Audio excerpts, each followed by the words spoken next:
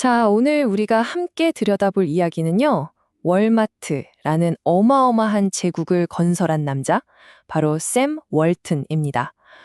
세상을 바꾼 혁신가다 이런 칭송도 받지만, 동시에 그 성공 뒤에 가려진 그림자에 대한 이야기도 정말 많거든요. 샘 월튼? 이 사람이 도대체 어떤 인물이었을까?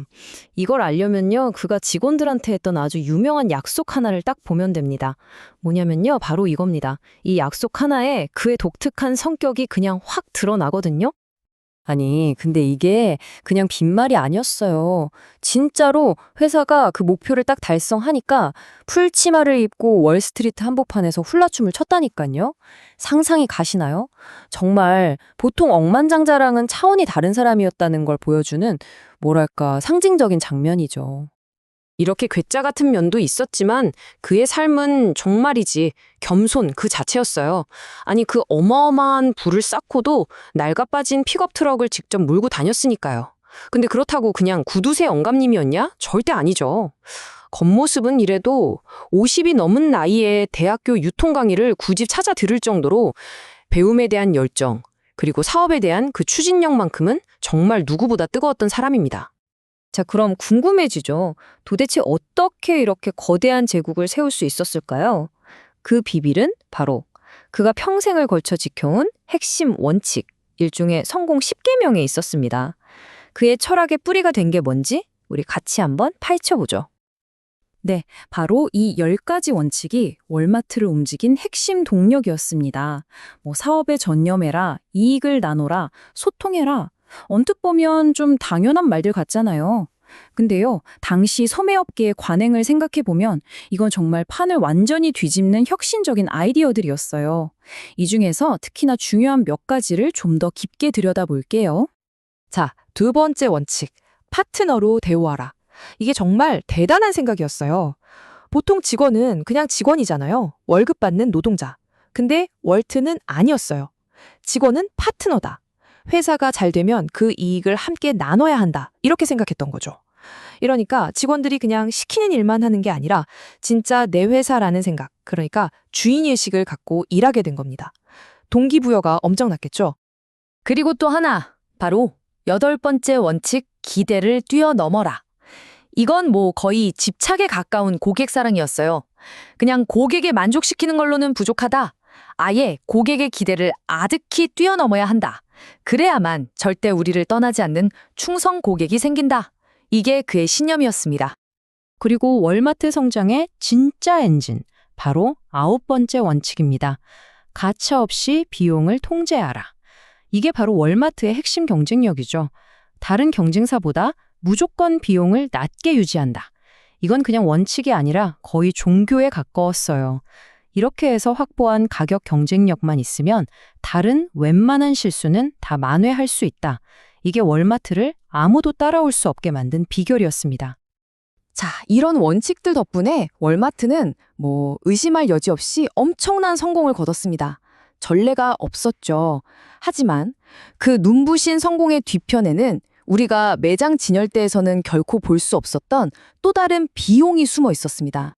월마트의 슬로건이 Always Low Prices, 항상 저렴한 가격이잖아요. 그런데 이 저렴한 가격의 진짜 대가는 과연 무엇이었을까요? 이 가격을 유지하기 위해서 누군가는 어딘가에서는 그 비용을 치러야만 했습니다. 이 질문이야말로 월마트가 사회에 미친 영향의 가장 핵심을 찌르는 부분이라고 할 수 있습니다.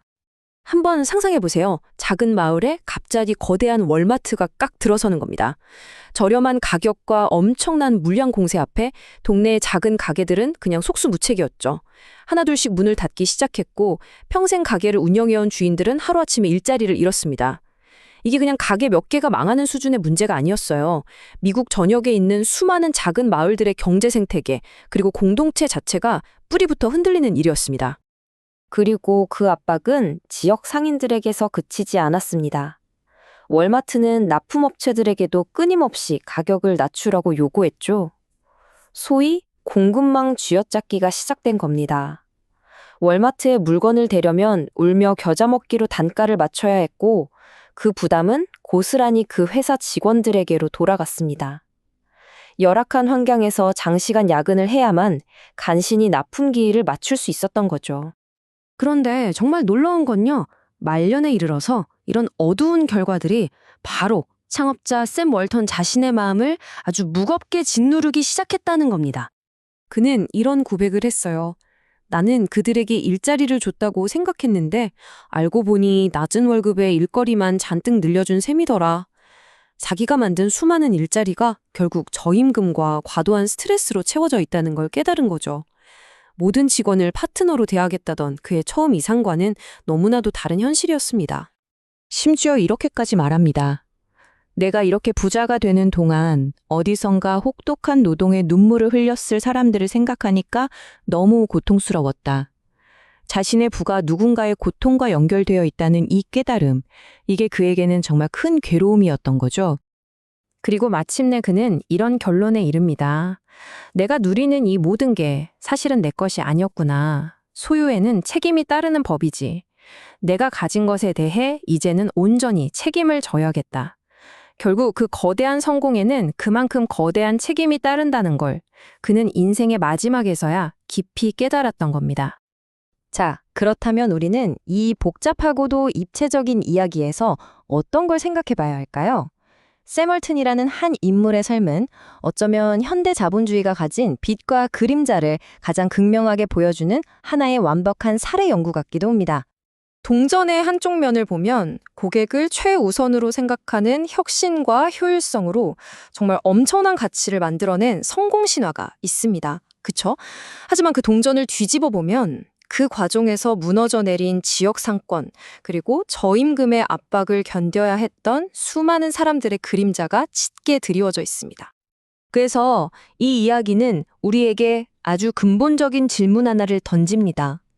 소비자가 누리게 된 저렴한 가격이라는 엄청난 혜택과 그 대가로 지역사회와 노동자들이 감당해야 했던 비용, 이 두 가지를 저울 위에 올려놓았을 때 우리는 과연 샘 월튼 같은 인물의 성공을 어떻게 평가해야 할까요?